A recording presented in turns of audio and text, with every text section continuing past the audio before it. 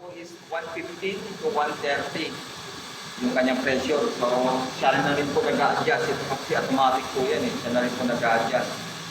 Minsan bumababa, minsan naman po tumataas. Pero hindi po siya maabot ng 150.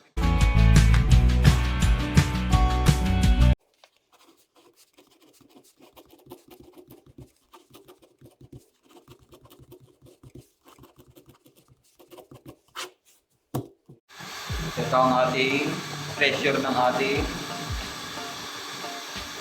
fire sprinkler. Yan, 122.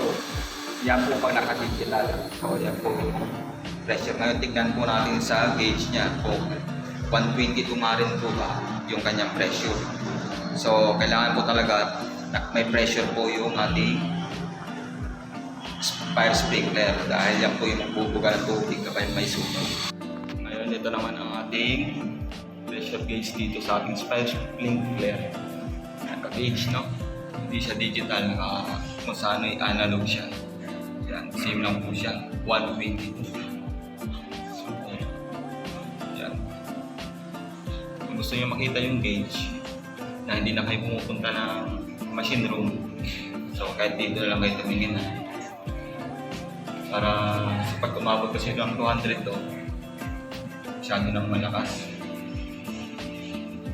Yan po yung isang mini-maintain namin dito na makita yung pressure ng aming fire sprinkler. So hindi siya pwedeng mababa sa 100, hindi rin po siya pwedeng mataas sa 150. So maintain po namin siya sa 120 to